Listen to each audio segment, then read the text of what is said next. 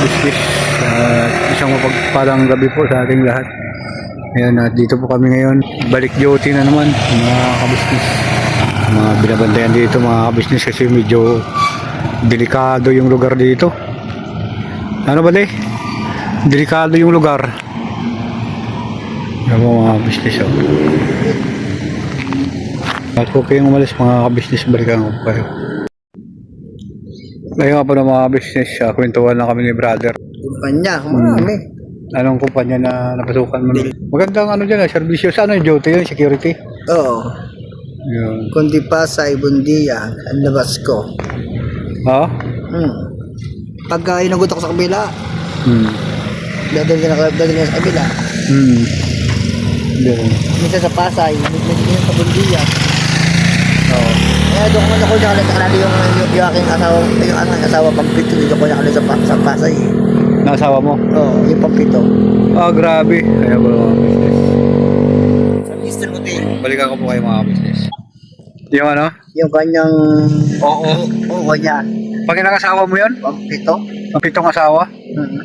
Grabe. Ang dami mo palang asawa, brother.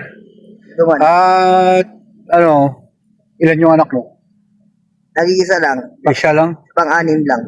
Sa panganim na anak, baka yung lima, yung anim, hindi kayo nagkanak. Yung lima, para bang hindi pa ako seryoso. Yung pang-anim na naging seryoso ka to. Itong pampito ko. Pampito mong asawa. Yun ang may anak kayo ngayon? Wala pa. Wala pa rin. Pag-uwi ko sa gagawa. Ano ka business? Hindi ba napit ko na talaga yung magiging security? Pag-uwi ko na next year. Doon ako gagawa. Ayan pa na mga bahay. Balikan ko po kayo. Kaingay. Yung balikan na yung mga kasi yung business. course nung anak niya, engineer. Ngayong next taon na darating, ano siya, graduate na, kaya ako pa nang pauwi. Direction resign na. Ganun. Doon ako gagawang bata, ulit. Grabe, lupit yung kasama ko mga kabistis. Marami din pala ito asawa. Ilan yung napakasalan mo, tol? Wala pa. Hindi ako kasal. Hindi ako kasal. Kaya pwede pa. Kaya siya. Meron pang kasal. Hindi ka makapitaw. Hindi ka makapitaw. Malamang siya pwede. Pwede sa kanya ikasal. Wala nang bitawan yun. Yeah. Tapos yung kanyang kapatid, may sariling eskwelahan. Yung isa, may ang trabaho gobyerno. BIR naman yung isa. Siya naman, ang course niya, computer science. Yung asawa mo? Oo, yun yun. Tapos yung mga pinsan, puro abroad. As lahat, yung abroad. Yun. Parang may nabato dito. Nakaka-business din tayo. Malapit yung bahay noon kasi nasa taas ng dagat no? Hindi sa may taas lang. Sa may siya, may pangpang. Pero yung ibaba doon dagat. May pangpang, kumbaga pangpang siya. Ano po mga business, pangpang pala ang ibig sabihin. Kaya pagka umahon, ulam na. Kapag may nagbangka, pagbalik, meron sila. May na. Tapos may gate. Walang kumagawa. Compound nga compound. Kaya nga po mga kapag mga business kwentuhan namin ni brother na pasok naman kami sa isang kumpanya na naman mga kabisnes. Sa akin kasi yung experience ko sa kumpanya, pagka nakita ko sa kalagayan na umaasenso yung isang tinatrabahuan ng tao, mga kabisnes, magaling magdala ng tao, mabilis umasenso ang isang company, no? Magaling makisama. Magaling makisama, kumbaga at yung mga tao niya, mga kabisnes, At alaga din niya. alaga. hindi na makaisip ang taong umalis. Di ba? Sino na tao ang gustong umalis na magandang pamulakad ng kumpanya? Wala. Di ba? Wala. Ayaw ko lang mga kabisnes. Kasi maganda yung pamulakad ng kumpanya. Oo. Di ba? Ang pang maganda, asenso, magandang Paano kung pangit ang pamalakad ng isang kumpanya? iiwan ka ng mga tao mo.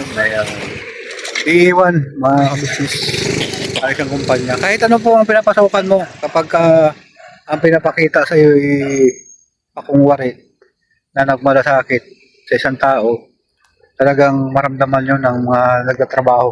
Iiwan Diba? ka niya. Oo. Iiwan at iiwan ka. Baka, kailangan mo maganyan, well ka. Ayun, Alam na. mag-will ka. Kumbaga, nag-rebuild. Ano? Oo, tama. Nag-rebuild ka sila mga kabisnes. Kaya, yun, ganun ang nangyayari mga kabisnes. At, ang may-ari, o yung nagpamamalakad sa isang grupo na hindi marunong dumala, anong mangyari, brother? Naglag. Naglag. Bankrupt. Hindi magtatagal, siyempre. Sino ang aalis? Sino, katulad sa'yo, brother, magandang pakisama sa'yo. Tapos, may sapat ka ng pangangailangan. Alis ka pa. Ay, hindi na, syempre. Hindi na, di ba? Doon na lahat eh. Hindi yun. Tama yun, brother. Kaya ang isang tao po mga kabisnes, naghahanap ng paraan na kanyang ibubuhay para maging sapat sa kanyang pangangailangan. Ano po? Tama, di ba? Sabi nga eh, kung walang tao, paano asenso? Hmm. Kung walang pakikisama, paano lalago? Ganun ba yan?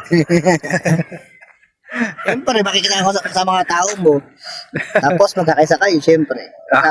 Pag nagkaisa kayo, walang away, asenso yung trabaho. Kapag magulo, lang yung grupo. Ayaw. Tama yun. At ang galing ng brother ko Grabe yung partner talaga mga business. Ay paano kung mismo yung may hawak sa'yo yun ng bubuli sa'yo? Binubuli ka ng ano? May kaso yun. Ha? May kaso yun. May kaso ba? Bullied up.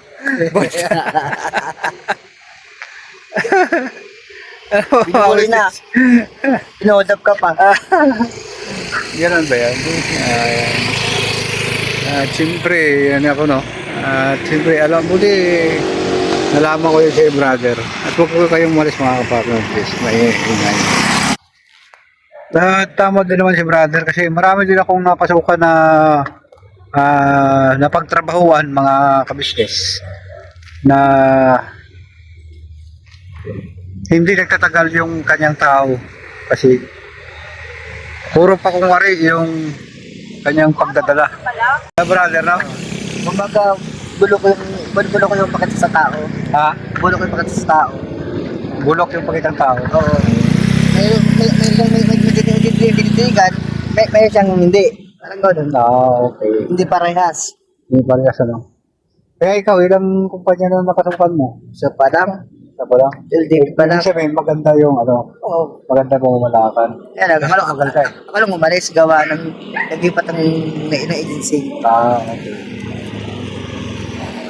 Yun ang maganda ng mga business. Kasi, kung halimbawa, maganda naman talaga pang malakad mo. Walang tao na makaisip na iwanan yung Yung boss. yung boss. Yan. Tama talaga yung mga kabisnes. Kaya yung tao umalis, naghanap ng Magandang sahod. magandang paraan para mabubuhay. Kasi kung magtatrabaho ka nga, mga kabisnes, hindi naman imbis na magtatrabaho ka, lalo ka lang mabaon. Wala rin. Ano po? Kaya, yun.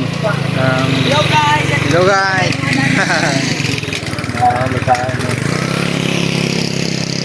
So, ibig sabihin, nakaranasan na rin ng ganyan na kampanya. Ang kampanya. Grabe, no? Mahirap yung ganung kalagayan, Tayo sa ano. Hindi kaya. Hindi mo wala dyan ng mga sip-sip. Ah, Hindi mo wala dyan mga ano, sip-sip. uh, Sip-sip. ayun, tama. Yan, wala ba akong napasukan ng trabaho na walang sip-sip? Ano talagang ganyan? Sa umpisa, okay lang. Pero pag nang nagtagal, lumalabas sa ugali. Tama ka. Oo. Tama. Hanggang sa gagawa ka ng kwento, pag, yung boss mo paniniwala, hanggang ka talaga diretso. Okay. Sino paniniwalaan? Siya ba o ikaw? Bagay, tama ka.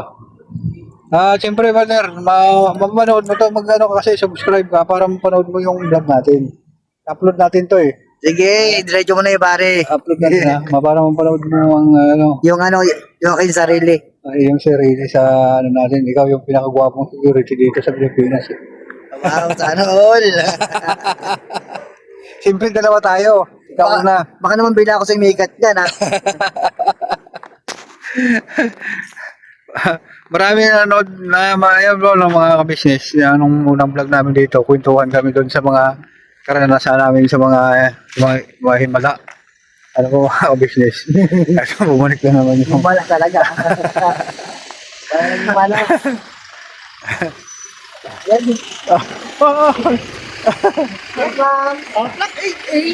Laki. Black, sandali lang po. Actually nga po ng mga kapabi, mga business, dyan po yung nagtatapos yung kwentuhan namin ni brother. Marami mo kami pang kwentuhan mga business, kaya okay yung umalis dyan mga kapabi, mga business. At siyempre, maraming salamat sa inyong pagsama sa simpleng vlog na ito. At siyempre, maraming salamat sa pagsuporta sa Ka-Business Official at Papadins TV. At saka siyempre po sa pabuhan ng Ka-Business Family sa aming mga kapatid Kagwang at sa inyong abang lingkod Kagwang Damulag 2.0 Official. At kung hindi ka nakasubscribe, subscribe na po mga ka-business. At ever say goodbye, tomorrow is another day. Birabanat lang po tayo mga ka-business.